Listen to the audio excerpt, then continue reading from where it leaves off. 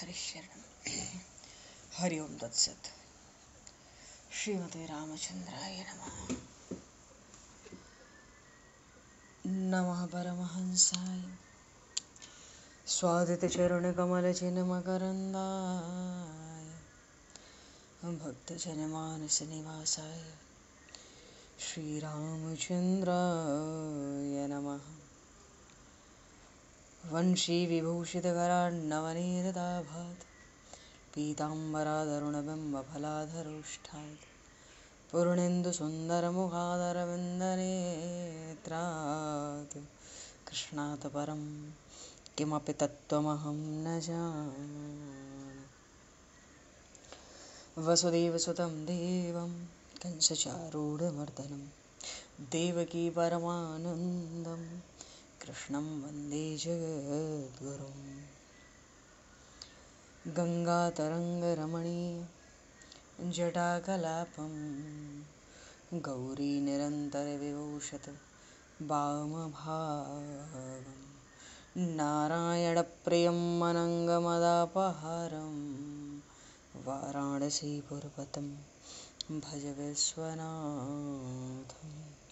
प्रह्लादनारदपराशरपुण्डरीक व्यासि अम्बरीशशुकशौनकभीष्मदालभ्यान् रुक्माङ्गद अर्जुन वसिष्ठ विभीषणादीन् एतानहं परं भागवतान् नमाम्यहम्।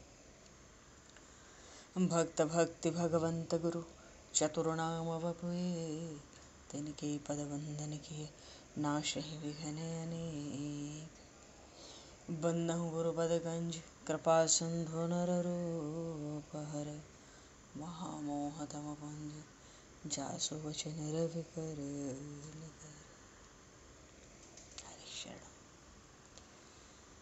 गोविंद जय जय गोपाल जय जय गोविंद जय जय गोपाल जय जय राधारमण हरि गोविंद जय जय राधारमण हरि गोविंद जय जय।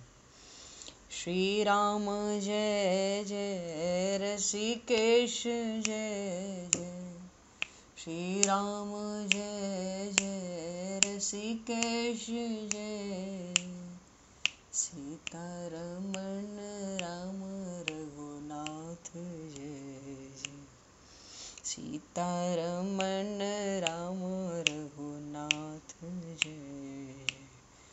गोविंद जय जय गोपाल जय जय राधारमण हरि गोविंद जय जय।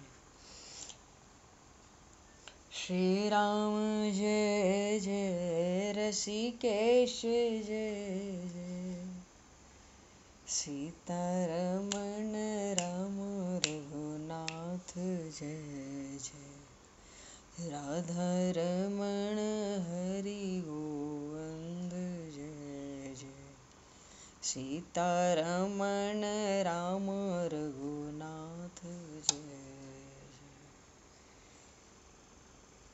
बोलिए श्यावर रामचंद्र भगवान की जय। समूह राम दरबार की जय। श्री राधे वर कृष्णचंद्र भगवान की जय। श्री भागे बहरलाल की जय। श्री वृंदावन प्रेम धाम की जय। श्री पंडरीनाथ भगवान की जय। सब संतन की जय, सब भक्तन की जय, समस्त वैष्णवन की जय, समस्त पूर्वाचार्य चरणन की जय, समस्त संप्रदाचार्यन की जय। श्री सद्गुरुदेव भगवान की जय। गंगा मैया की जय, जमुना मैया की जय, सरजू मैया की जय, गौ माता की जय, तुलसी माता की जय, पृथ्वी माता की जय, काशी महारानी की जय। जय जय श्री सीताराम, जय जय श्री राधे श्याम। नमः पार्वती पतये हर हर महादेव।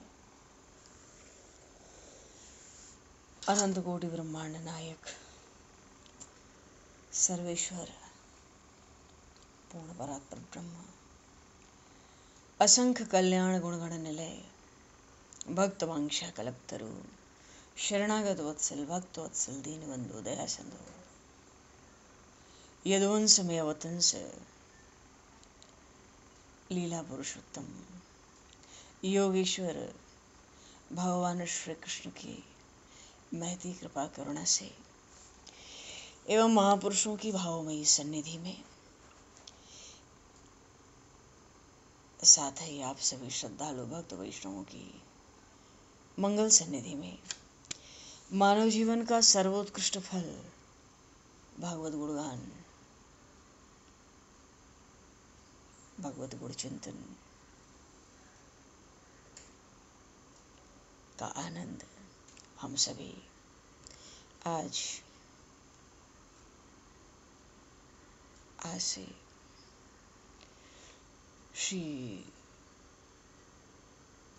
श्रीमद् भगवद गीता के चिंतन के माध्यम से प्राप्त करने जा रहे हैं। सर्वप्रथम आप सभी भक्तजनों के श्री चरणों में भगवत भाव से सादर वंदन, सादर नमन। आप सभी को यथा योग्य जय श्री राम, जय जय श्री राधे, हरि शरणम, जय श्री जय हो।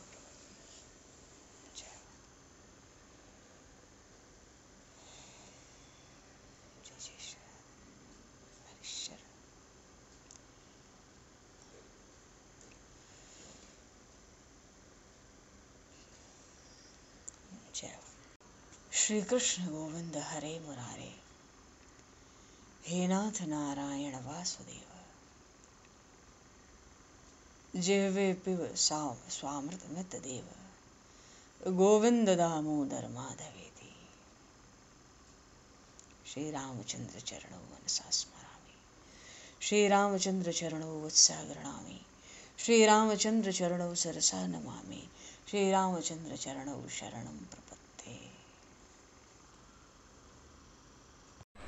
पूर्व प्रसंग में भगवान श्री कृष्ण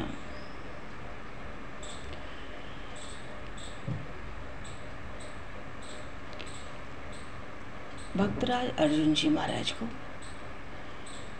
ज्ञान विज्ञान का उपदेश दे रहे हैं।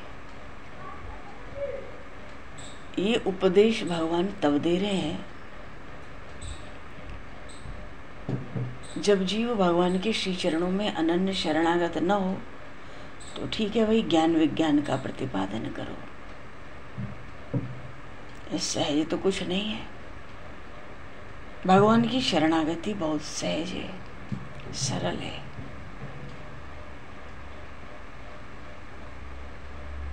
जीव जब आत्म विजय करता है तो भगवान की शरणागति उसको सुलभ होती है, बिना आत्मसमर्पण के नहीं होती है। या तो अब ज्ञान के मार्ग से मेरे यथार्थ स्वरूप को, समग्र रूप को जानूं, या तुम अनन्य शरण हो गए। और वस्तुतः भगवान ने तो ये भी कहा, केवल भक्ति से ही मेरे समग्र रूप को जाना जा सकता है, ज्ञान से मेरे समग्र स्वरूप को जाना ही नहीं जा सकता। फिर भी भगवान ने अपने समग्र स्वरूप का वर्णन किया अपनी वाणी से।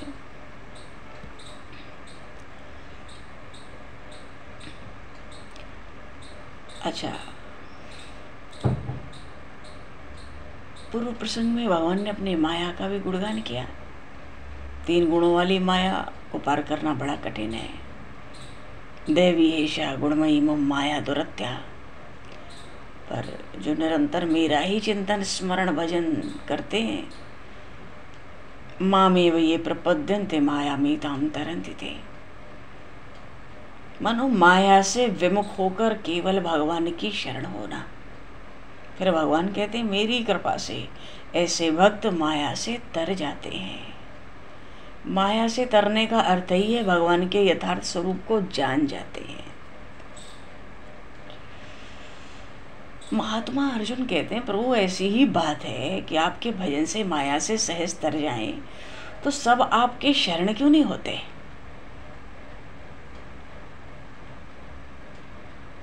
जो आसुर भाव का आश्रय लेते हैं ना,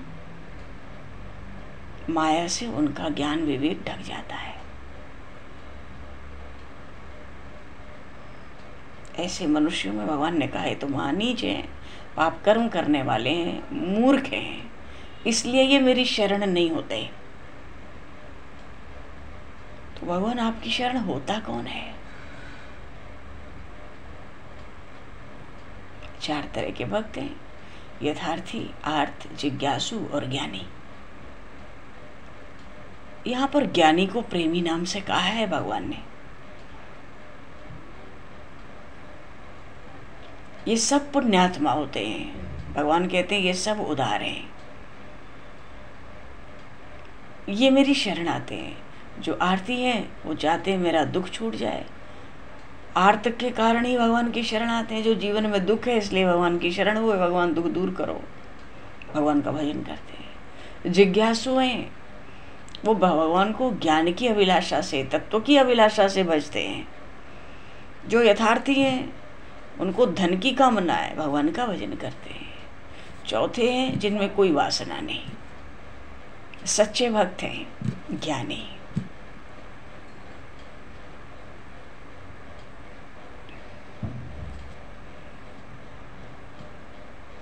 चारों में श्रेष्ठ कौन है? भक्तराज अर्जुन पूछते हैं। भगवान कहते हैं इन चारों भक्तों में अनन्य भक्ति वाला जो ज्ञानी है, जो प्रेमी भक्त है, वो श्रेष्ठ है। क्यों? निरंतर मेरे में ही लगा रहता है, तो मैं उसको और वो मुझे अत्यंत प्यारा है। तो क्या दूसरे भक्त श्रेष्ठ नहीं है? सब उदार हैं, पुण्यात्माएं श्रेष्ठ हैं। भक्त हैं जो सीधे भगवान को ही भजते हैं, भगवान कहते हैं वो श्रेष्ठ हैं। तो भगवान प्रेमी भक्तों की क्या विशेषता है? तो प्रेमी भक्तों, मेरी आत्मा मेरा ही स्वरूप है, ऐसा मेरा मत है। क्योंकि जिससे श्रेष्ठ कोई नहीं, ऐसे परमात्मा को वो निरंतर भजते हैं। जिनसे बढ़कर कोई नहीं है, ऐसे भगवान में वो निरंतर लगे रहते हैं। अब यथार्थी को धन की कामना है, जो आर्त है उसको दुख दूर करने की इच्छा है, जो जिज्ञासु है वो तत्व की चाहना करता है, पर जो ज्ञानी है, प्रेमी है, वो तो मुझसे किसी तरह की कोई इच्छा ही नहीं करता।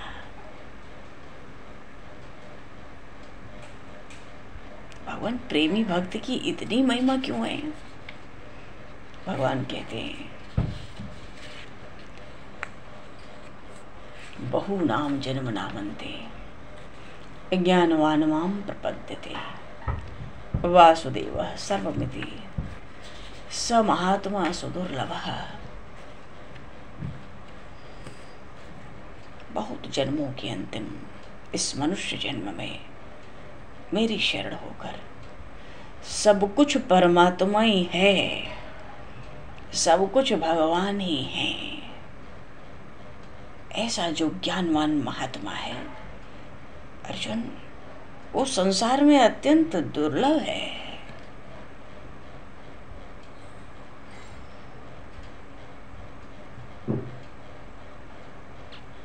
अब कोई ऐसा न हो पाए उसका क्या कारण है?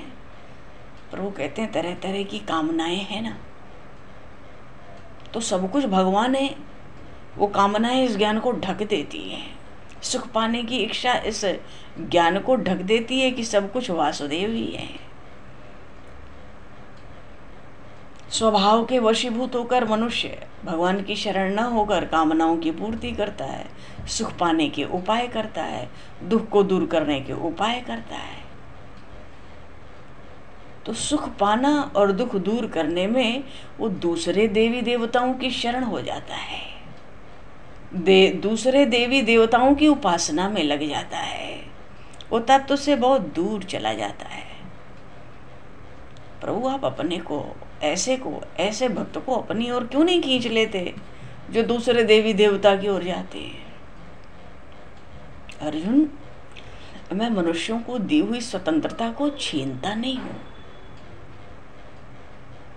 बल्कि जो मनुष्य श्रद्धा के साथ जिस देवी देवता का पूजन करता है, उस देवी देवता के प्रति मैं उसकी श्रद्धा को और दृढ़ कर देता हूँ।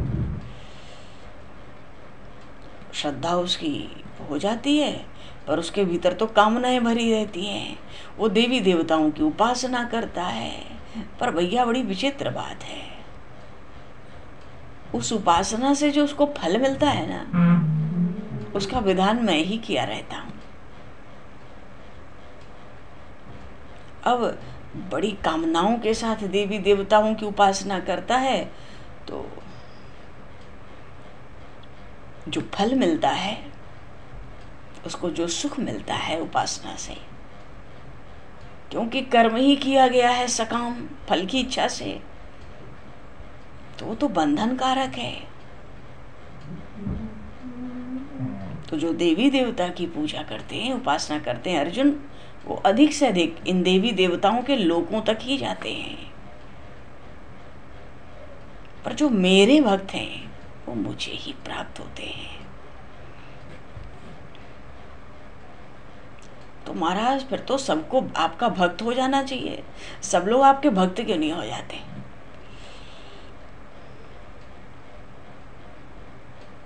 क्योंकि मनुष्य उन सर्वश्रेष्ठ अजन्मा अविनाशी परमात्मा को, जो बुद्धिहीन मनुष्य हैं, वो भगवान को भी जन्मने और मरने वाला समझते हैं, क्योंकि भगवान सगुण होकर अवतार लेते हैं ना। श्री राम श्री कृष्ण रूप से भगवान कह रहे हैं वो मुझे भी जन्मने और मरने वाला समझते हैं, ऐसा ही मानते हैं, इसलिए वो मेरे भक्त नहीं बन सकते। तो भगवान आप अपने असली स्वरूप को उनके सामने क्यों नहीं प्रकट कर देते? अरे जो मूर्ख लोग हैं मेरे को अजन्मा अविनाशी नहीं मानते ना, मैं तो युग माया से अच्छी तरह ढका रहता हूँ, तो मैं उनके सामने अपने असली स्वरूप को प्रकट नहीं होने देता, क्योंकि उनका मुझ में विश्वास नहीं है, उनकी श्रद्धा नहीं है। उनकी तो जो कामना पूरी करे वहाँ वो देवी देवताओं का अनुष्ठान करते हैं, फलस्वरूप बंधन को ही प्राप्त होते हैं।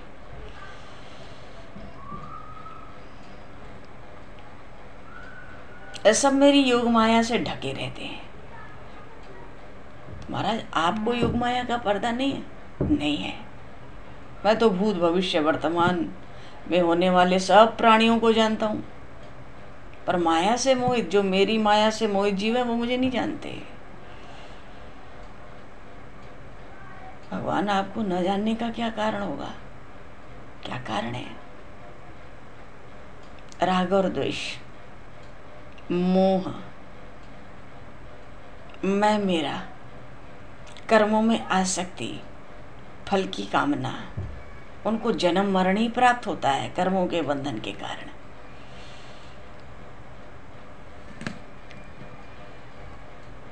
अगर भगवान दृढ़ता से आपके भजन में जीव लग जाए तो क्या महिमा होगी। भगवान कहते हैं जो जन्म मरण, यहाँ तक कि भगवान तो कहते हैं बुढ़ापे से भी छूटने के लिए जो यत्न करना चाहते हैं, मेरी शरण होकर, जो जन्म मरण बुढ़ापे इन सब चीज़ों से डरते हैं, डर के ही सही इन सब दुखों से मुक्ति पाते हैं, मुक्ति पाना चाहते हैं, और केवल मेरा ही आश्रय लेकर इस जन्म मरण अन्य दुखों से छुटकारा पाना चाहते हैं, और बार बार उसके लिए प्रयत्न करते रहते हैं, तो वो तो मेरे ही स्वरूप को प्राप्त होते हैं। ऐसे जो अनन्य भक्त हैं अंतकाल में मुझे ही प्राप्त होते हैं। वो तो संपूर्ण ब्रह्म को, संपूर्ण आध्यात्म को और संपूर्ण कर्म को जानते हैं। जरा मरण मोक्षाय मामा शक्ति यतन्ति ते।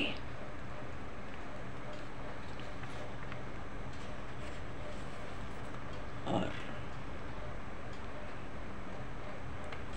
अच्छा, भगवान ने ये 7वें अध्याय का प्रसंग है, ज्ञान विज्ञान योग।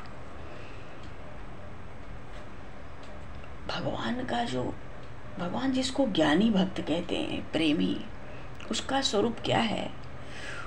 उदाराः सर्व एवैत ज्ञानी त्वात्मैव मे मतम् आस्थितः स ही युक्तात्मा मामेवानुत्तमां गतिम्।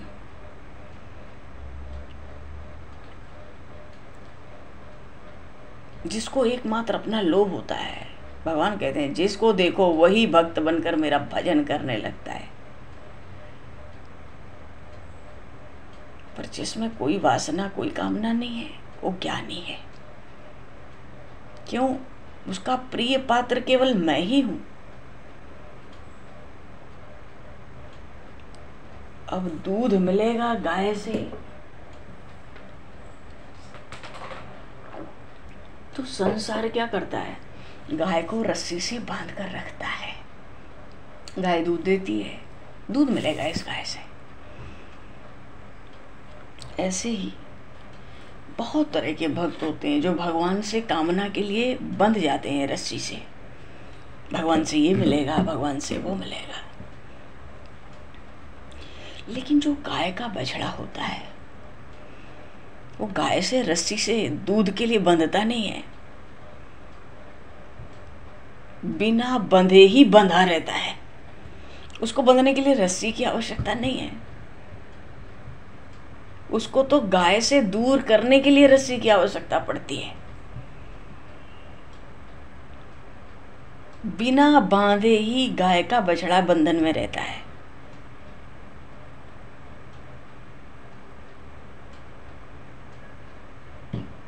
क्या कारण है? तन, मन और प्राण से वो बछड़ा अपनी मां के साथ ही जुड़ा रहता है। जो ज्ञानी वो भगवान ने प्रेमी कहा ना, प्रेमी भक्त। इस श्लोक में भगवान ने उस प्रेम के स्वरूप को प्रकट किया है इस उदाहरण में, इस उपमा में, कि सब तो गाय से दूध के लिए बंधे रहते हैं, अपनी अपनी कामना। दूध का अर्थ है अपनी अपनी कामना है सबको, भगवान से ये मिले वो मिले। भगवान का बंधना, रस्सी से बंधना, जुड़ना ही भजन करना है। पर बछड़ा तो बिना बंधे ही बंधा रहता है, क्योंकि मां के सिवाय अन्य किसी को जानता ही नहीं। वो गाय को देखते ही उसके मुख से निकल पड़ता है ये मेरी मां है। इसलिए जब गाय उस बछड़े को देखती है कि अरे मेरे बिना तो इस बछड़े का कोई, ये तो बिल्कुल बेसहारा है, ये असहाय है। ज्ञानी कभी भी अपने को असहाय और बेसहारा नहीं समझता। ये भावना केवल प्रेमी भक्तों में ही हो सकती है, जो भक्त योग में लगकर भगवान का भजन करते हैं। ये संबंध बताता है कि ये भक्ति योग है। ज्ञानी कभी भी अपने को बेसहारा नहीं समझता, अपने को असहाय नहीं मानता। पर गाय देखती है ये बिना बंधे भी मुझसे बंधा रहता है, कामनाएं क्या होती हैं ये तो वो जानता भी नहीं, और दूध तो उसको सहज ही मिल जाता है। पर दूध न भी मिले तो बछड़ा गाय से अलग रहना चाहता नहीं। गाय देखती है मेरे बिना ये बिल्कुल बेसहारा है, बिल्कुल असहाय है। तो गाय क्या करती है? वो भी उस बछड़े पे वैसा ही पक्का प्रेम करने लगती है। भक्त तो सब अपनी अपनी जगह पर अच्छे हैं, पर भगवान को कौन से प्रिय लगते हैं? देखो ज्ञान में क्या होता है, ज्ञान में जब ज्ञान हो जाता है तब तो ज्ञान वापस लौट नहीं सकता कोई ज्ञानी संसार में। समंदर में नदी मिल जाए, मिलने के बाद क्या पीछे आने की कोई संभावना है? नहीं रहती, असंभव बात है। तो भक्त को एकदम ऐसा जो भक्त है, भगवान कहते बिल्कुल मेरा स्वरूप जानो। वो भक्त नहीं है, वो मैं ही हूं। ज्ञानी तो भगवान का शुद्ध चैतन्य साक्षात आत्मा ही होता है।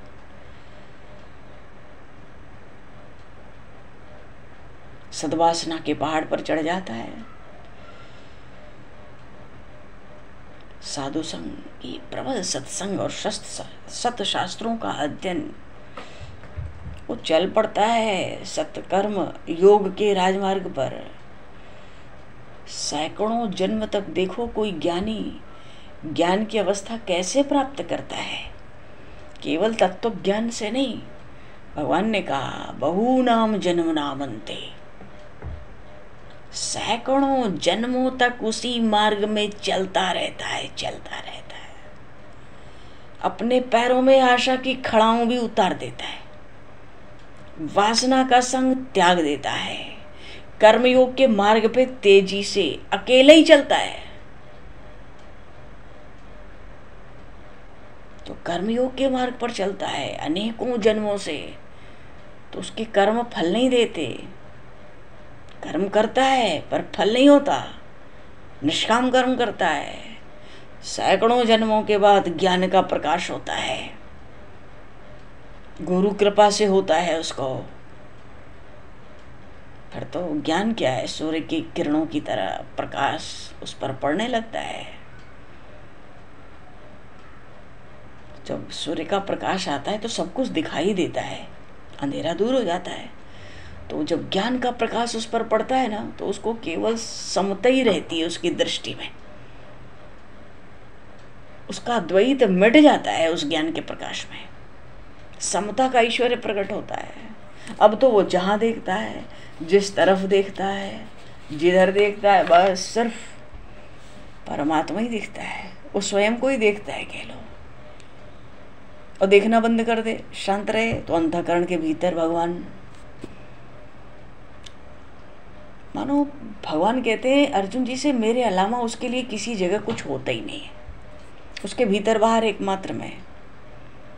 फिर तो ज्ञान का ऐश्वर्य का भंडार खुल गया। समस्त चीजें वासुदेव हो गई।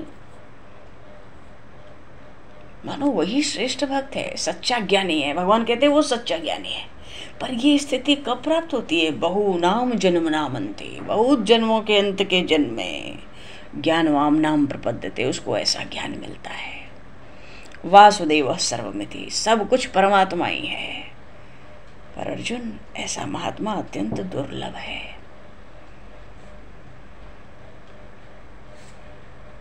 ये ज्ञानी का स्वरूप है, और भक्त का, वो माँ को छोड़ के कुछ जानते ही नहीं। बिल्कुल परमात्मा के बिना वो अनन्य भक्त उनकी शरण में पड़ा बिल्कुल असहाय बेसहारा होता है। भगवान ऐसे भक्त की उपेक्षा नहीं कर सकते। जिसको अपना बल है वो ज्ञानी है, जिसको प्रभु का बल है वो अनन्य भक्त है, एकमात्र प्रभु का बल। अब घड़े को जल से भर के और नदी में पधरा दें तो अंदर भी जल और बाहर भी जल। घड़ा क्या कहेगा, भैया गजब जल है, तो अंदर भी जल है, बाहर भी जल है, ऊपर भी जल है, नीचे भी जल है, मुझे तो दशों दिशाओं में जल ही दिखता है। ज्ञानी भक्तों को दशों दिशाओं में वासुदेव परमात्मा का ही दर्शन होता है, ब्रह्म का।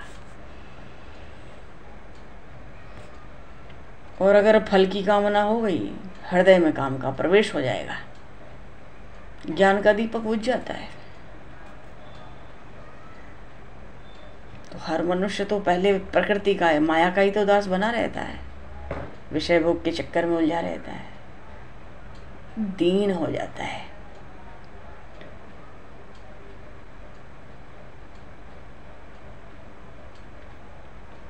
अपने की इच्छा के अनुसार देवताओं का भजन पूजन करता है जो करे। भगवान कहते हैं खूब करे।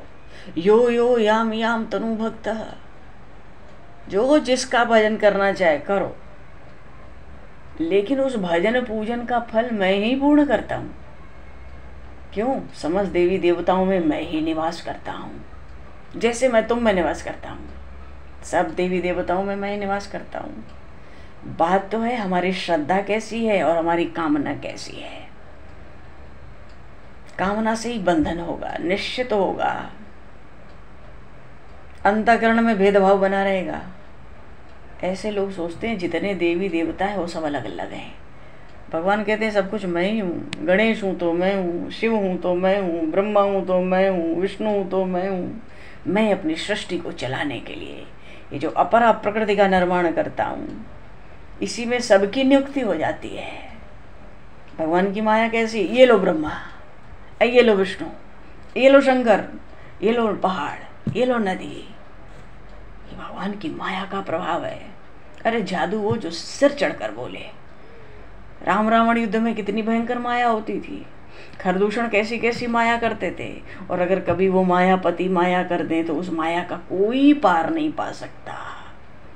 जब तक जीव उस परमात्मा की अनन्य शरण होके आत्मसमर्पण न कर दे, उस परमात्मा की माया, जब वो मायापति माया कर दे, कोई पार नहीं पा सकता।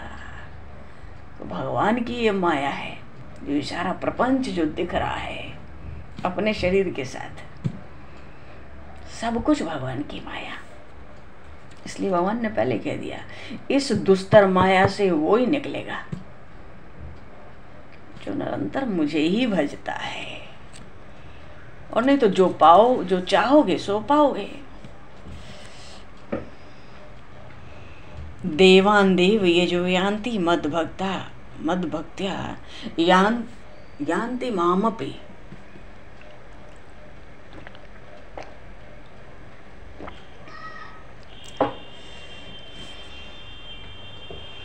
तो आत्मा के अनुभव के बिना, मानो परमात्मा को कण कण में जाने बिना जितने फल भोग देवी देवताओं से मिलते हैं, अर्जुन वो क्षण भर के लिए दिखते हैं, स्वप्न के समान होते हैं, बल्कि ये कहो कि जन्म मृत्यु के गड्ढे में जरूर ढकेल देते हैं।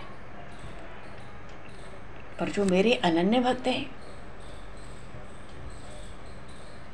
वो तो तन मन प्राण से मेरा ही अनुसरण करते हैं। उनके शरीर का अंत होता है, वो मेरा ही स्वरूप प्राप्त कर लेते हैं, वो गड्ढे में नहीं गिरते। और फिर भगवान कहते हैं मेरा स्वरूप तो प्राणियों को स्वतः सिद्ध है, मैं तो कण कण में हूं। तो जो ज्ञानी होता है सोचता है जो कण कण में है उसको पाने के लिए निरर्थक साधनों के चक्कर में पड़ने की क्या आवश्यकता है। बैठे बैठे पड़े पड़े घाट पे तत्व का अनुभव करो। असल में प्राणियों के नेत्रों पे योग माया का पर्दा लगा है। भगवान कहते हैं इसीलिए सब अंधे हैं, उनको कुछ सूझता नहीं है। अरे क्या ऐसी कोई चीज है जहां मेरा निवास ना हो? जल, ऐसा कोई जल होता है जिस जल में रस ना हो? क्या ऐसी कोई वायु आज तक बनी जिसमें स्पर्श ना हो? ऐसा कोई स्थान है जहां आकाश ना हो? अरे यही जान ले कि समस्त विश्व में मैं एक अकेला ही हूं।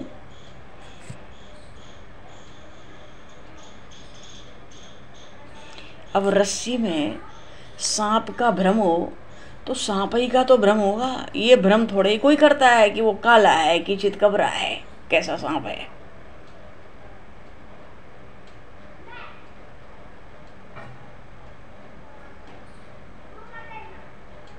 अरे ये तत्व की बातें बड़ी विलक्षण है।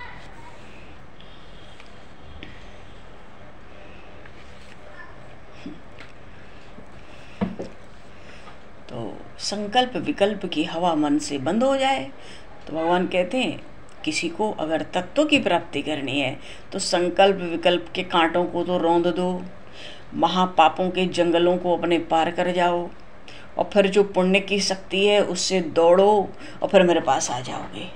ये ज्ञानी का मार्ग है, और वो भी एक दो जन्म का नहीं, बहुनाम जन्म नामन्ते। बहुत जन्मों के अंत में जाके ये स्थिति प्राप्त होती है।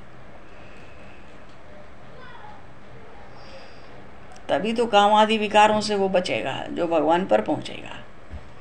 जरा मरण मोक्षाय मामाश्रित ये तंतिते। और जब काम आदि विकार मर जाएंगे सारे, उसके महापाप वो जंगल पार कर लेगा, संकल्प विकल्प के कांटों को रौंद डालेगा, अपनी शक्ति पुण्य की शक्ति से दौड़ता हुआ मेरे पास पहुंचेगा। फिर जन्म मरण की कहानी अपने आप बंद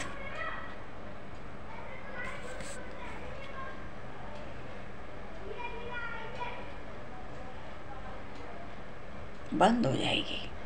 भगवान को प्राप्त करने की जो चेष्टा है, भगवान कहते हैं ये चेष्टा ही एक न एक दिन अवश्य ही सिद्धि प्रदान कर देती है।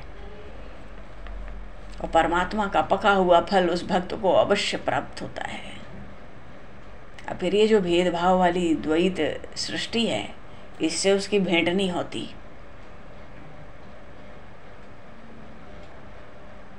ज्ञान के बल पे जिसको अनुभव हो जाए कि माया से युक्त सृष्टि मेरा ही रूप है,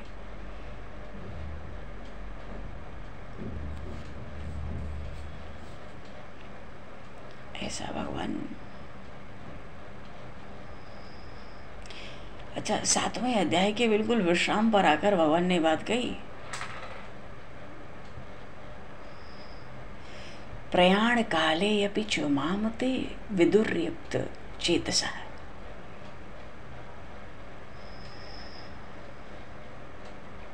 साधि भूतादि दैवम माम साधि यज्ञम च ये विदुः।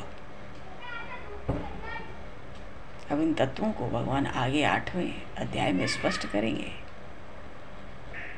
अधिदेव, अधियज्ञ, आध्यात्म, कर्म,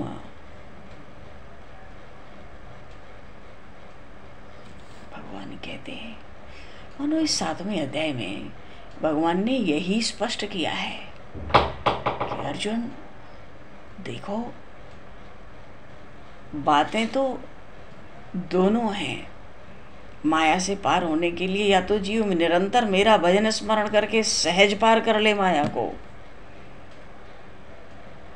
या तो तत्व का अनुभव करके ज्ञानी हो जाए। और फिर बचा कौन? जो देवी देवताओं की उपासना करते हैं। किस लिए? अपने कामनाओं की पूर्ति के लिए। और वो फल मैं देता हूँ, सब देवी देवता में मैं बैठा हूँ, पर उसकी वासना ऐसी है तो उसको वही फल देता हूँ। उसकी श्रद्धा निष्ठा उस देवी देवता में है तो उसी के स्वरूप में उसको फल देता हूँ। अधिक से अधिक अपने लोक तक देवी देवता उस भक्त को बसा सकते हैं, ऐश्वर्य अधिक से अधिक यही दे सकते हैं, पर जन्म मृत्यु के चक्र से छुड़ा नहीं सकते।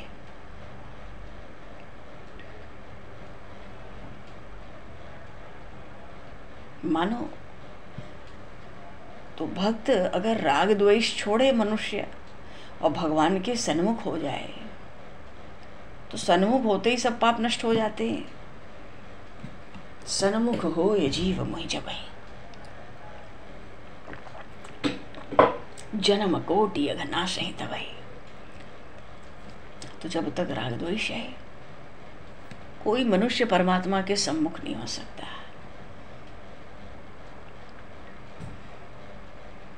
वृद्धावस्था मृत्यु से मुक्ति पाने के लिए भगवान कह रहे हैं जो मेरा आश्रय लेकर प्रयत्न करते हैं वो उस ब्रह्म को, संपूर्ण आध्यात्म को, संपूर्ण कर्म को जानते हैं।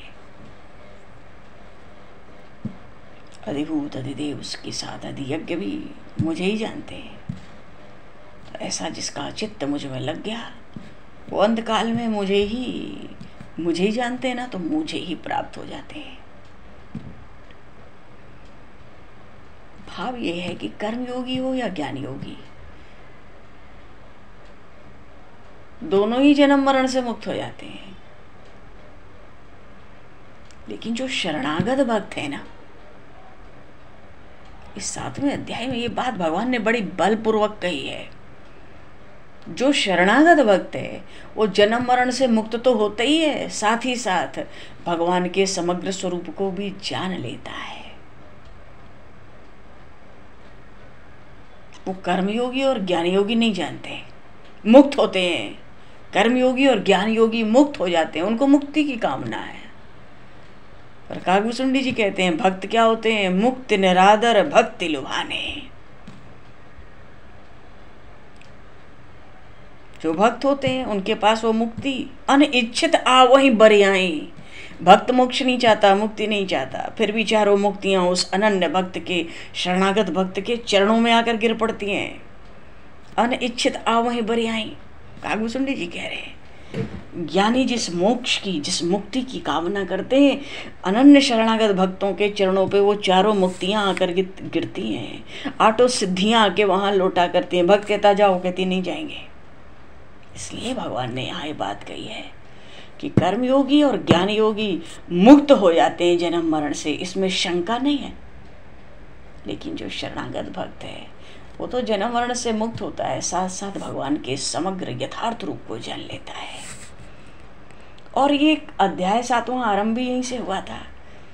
भगवान का समग्र रूप भगवान ने पहले श्लोक में कहा था, मया आसक्त मना मदाश्रया, जिसका मन मुझ में आसक्त है, जो मेरे ही आश्रित है, मेरे ही भरोसे है, उसको मेरे यथार्थ स्वरूप का समग्र ज्ञान हो जाता है। मेरा समग्र ज्ञान केवल भक्तों को ही होता है, ये कर्मयोगी और ज्ञान योगियों को नहीं होता है। उनको उनकी चाहना के अनुसार मुक्ति और मोक्ष की प्राप्ति होती है। बोलिए श्री भक्त वत्सल भगवान की। भक्त राज अर्जुन जी महाराज की जय। श्रीमद् भगवद गीता जी की जय। सब संतन की जय, सब भक्तन की जय, सद्गुरुदेव भगवान की जय। भगवान आगे अब 8वां अध्याय है। अब आगे 8वां अध्याय है। 8वां अध्याय है अक्षर ब्रह्म योग। क्या है? यही होना चाहिए, ठीक है, जो भी है। तो 8वां अध्याय, हाँ, अक्षर ब्रह्म योग है। अब इसमें भगवान आरंभ ही करेंगे, क्योंकि अब प्रसंग आ ही गया है। तो भक्तराज अर्जुन पूछेंगे, महाराज ये यज्ञ क्या है, अध्यात्म क्या है, अधिभूत और अधिदैव क्या है। और यहीं से अक्षर ब्रह्म योग आरंभ होगा। अक्षर का अर्थ ही है ब्रह्म, परमात्मा। क्षर तो क्या है? क्षर तो प्रकृति है। क्षर का मतलब जो नाशवान है। अक्षर वो है जो अविनाशी है, अजन्मा है, पूर्ण है, जो तत्व है। जय भगवान महायोगेश्वर भगवान श्री कृष्ण की जय हो। समय को दृष्टिगत करते हुए